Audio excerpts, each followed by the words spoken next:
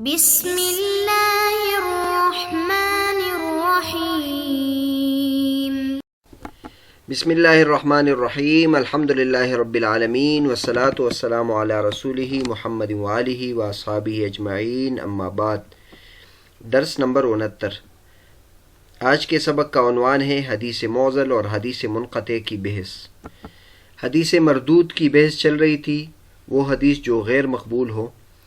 اور اس کی پھر دو قسمیں ذکر کی تھی، ایک وہ کہ راوی پر جرح ہو اور ایک وہ کہ سند میں راوی گرا ہوا ہو۔ تو وہ قسم چل رہی تھی جس میں راوی گرا ہوا ہو، منقطع حدیث کا تذکرہ چل رہا تھا، غیر متصل حدیث کا تذکرہ چل رہا تھا۔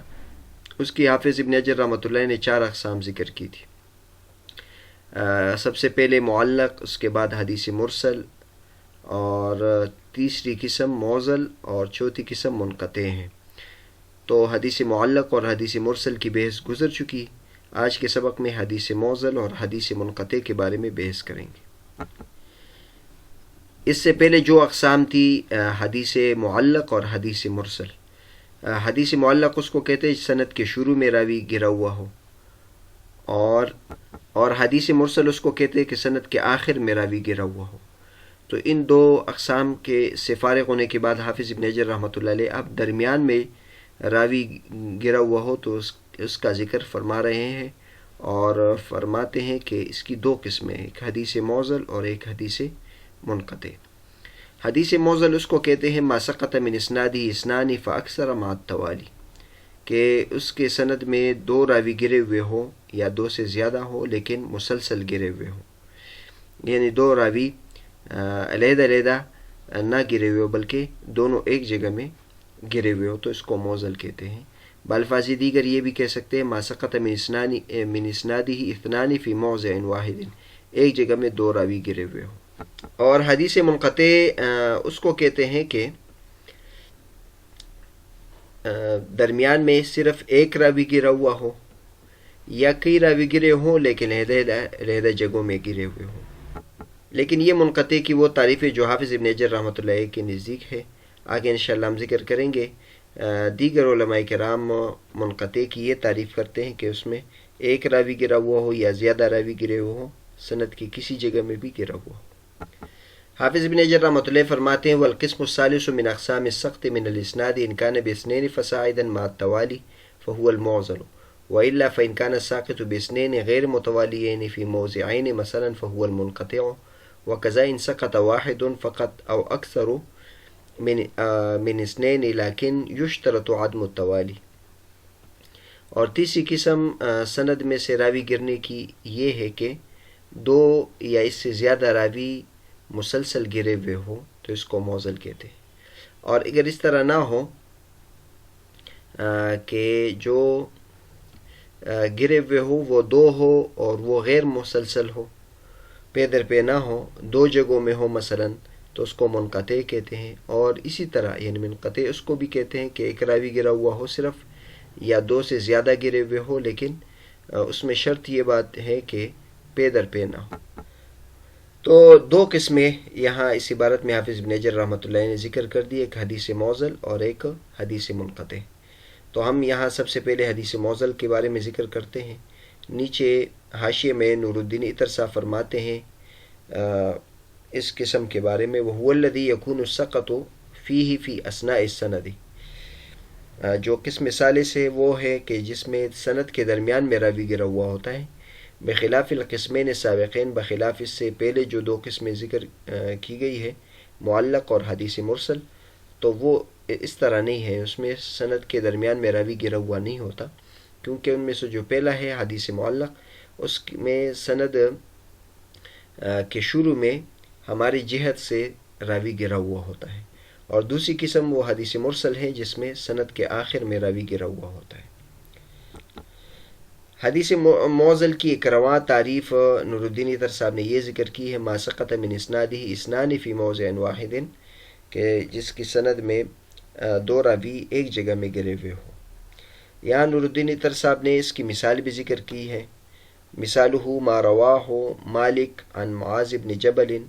رضی اللہ عنہ قال آخر ما اوصانی به رسول اللہ صلی اللہ علیہ وسلم حين وضعت رجلی فی الغرز ان قال حسن خلقك للناس يا معاذ بن جبل وبين مالك ومعاذ واسطتان أو أكثر وانظر الموطأ بشرح تنوير الحوالك المجلد الثاني 200 صفحة 209 والتقصي لابن عبد البر صفحة 249 فقد ذكر أن معناه صحيح مسند أي أن أصل التوصية بحسن الخلق صحیح. ایک حدیث شریف ہے کہ حضرت معاذ رضی اللہ تعالیٰ عنہ فرماتے ہیں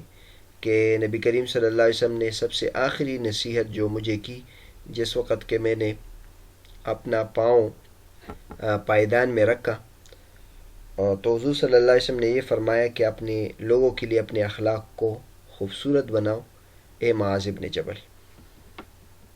تو اب یہ جو حدیث ہے موطا امام مالک میں ہے، اس میں امام مالک رحمۃ اللہ علیہ حضرت معاذ ابن جبل رضی اللہ تعالیٰ سے روایت کرتے ہیں، جبکہ امام مالک رحمۃ اللہ علیہ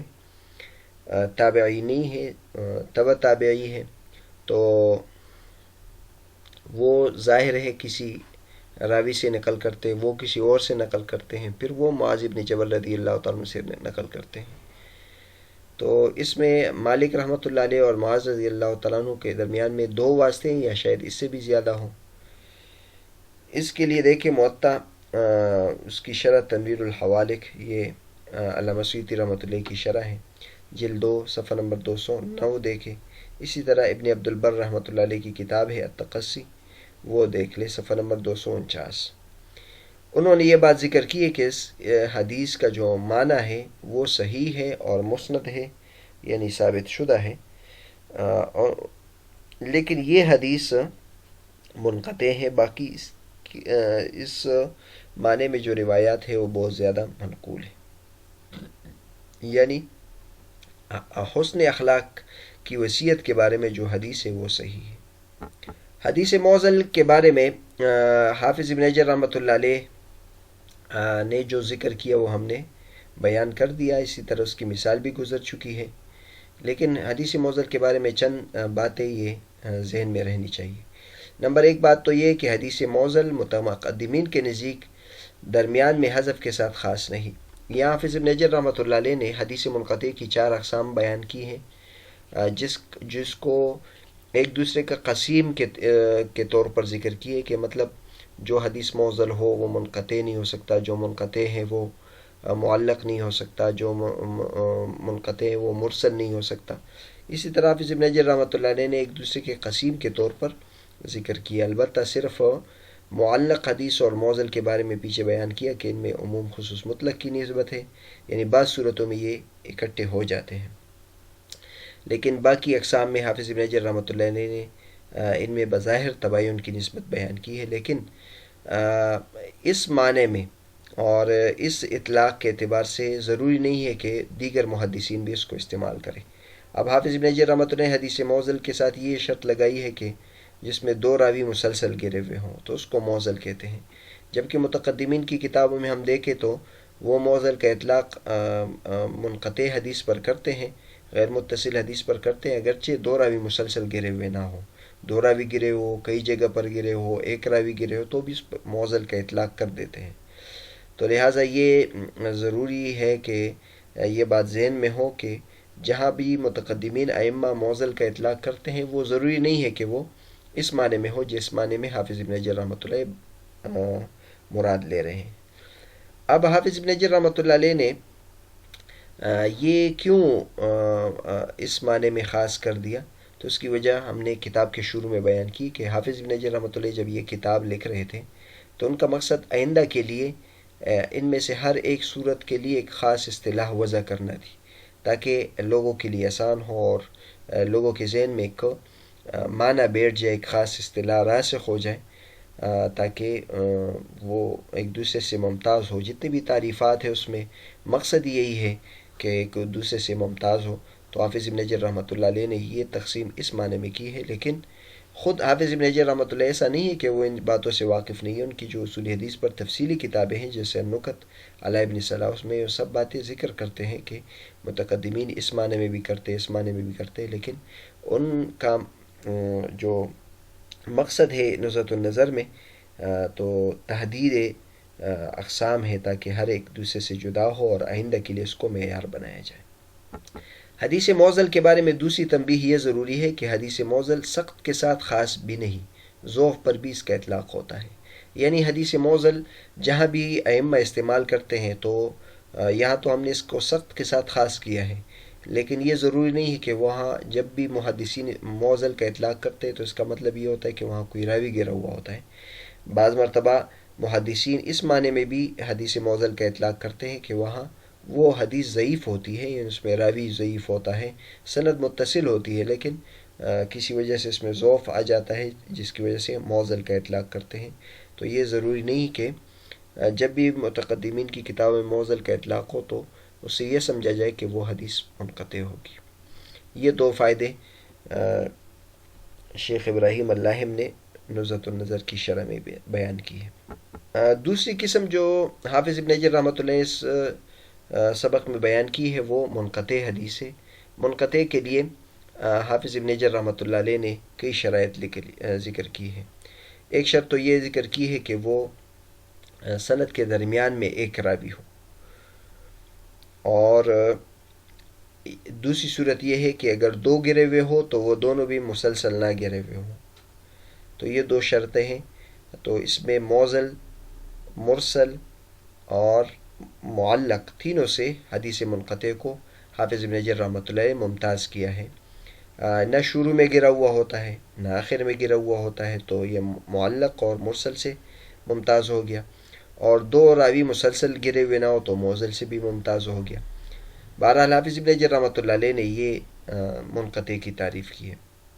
نیچے نور الدین ترسا فرماتے ہیں وعلى هذا فالمنقطع هو الحديث الذي سقط من رواته راو واحد قبل الصحابي في موضع واحد أو مواضع متعددة بحيث لا يزيد الساقط في كل منها على واحدة ولا يكون الساقط أول السند۔